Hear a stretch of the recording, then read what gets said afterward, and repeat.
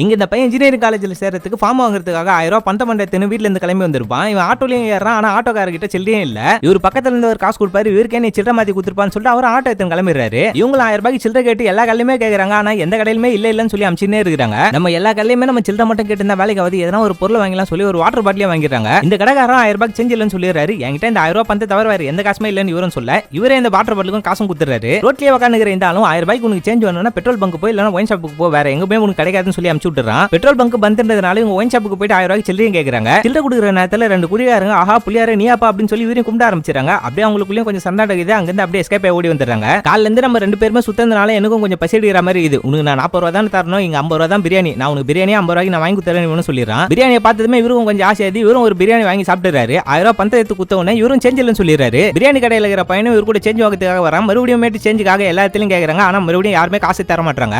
நான் உனக்கு சேஞ்ச் மாத்தி கொடுக்கணும்னா சொல்லி பாலத்து கீழே பத்துனுங்கிற ரொம்ப அழுக்கான ட்ரெஸ் போட்டுக்கிற ஒருத்தர் போயிட்டு அந்த 1000 ரூபாய் பணத்தையும் கொடுக்குறாங்க. அவர் கையில இருக்கிற மொத்த சில்லறையுமே பொறுக்கி எடுத்து 1000 ரூபாய் பணத்தையும் இவர்கிட்ட குத்துறாரு. 100 ரூபாய் பணத்தை அந்த பையன் குத்த அமைச்சாச்சு. ஆனா ஃபார்மோட ரேட் பார்த்தா 950 ரூபாய். இவர்கிட்ட 50 ரூபாய் பணம் இல்ல. அதனால இவரே பார்த்து நின்னே இருக்கும்போது இவரே அந்த பணத்தை குடுறா அப்படின்னு சொல்லி குத்துட்டு 1000 ரூபாய் பணத்தை இவர்கிட்ட திருப்பி குத்துறாரு. தம்பி நீ கண்டிப்பா இன்ஜினியரிங் தான் சேர்ந்தாகணுமா? ஆமா நான் கண்டிப்பா இன்ஜினியரிங் தான் சேர்ந்தாகணும். இல்ல இந்த ஆர்ட்ஸ் மெடிக்கல் அந்த மாதிரி எல்லாம் ட்ரை பண்ணலாம்ல, அதெல்லாம் எனக்கு செட் ஆகாதுடா, எனக்கு இன்ஜினியரிங் தானே வேணும். நோ இவ்வளவு சொல்றியா? யாருனா நீ? நானும் ஒரு இன்ஜினியரிங் ஸ்டூடெண்ட் தான் பா, 2009 பேட்ச். அப்படியே இந்த பையனை பார்த்து சிரிச்சிங்கன்னா உன் வேலையை பார்ப்பேன்னு சொல்லி அப்படியே அங்கேயே பத்துறாரு. இந்த பையனை ரொம்ப குழப்பத்தோட அந்த இடத்துல அப்படியே நின்னுக்கிறான். அப்படியே இந்த படமும் முடியுது.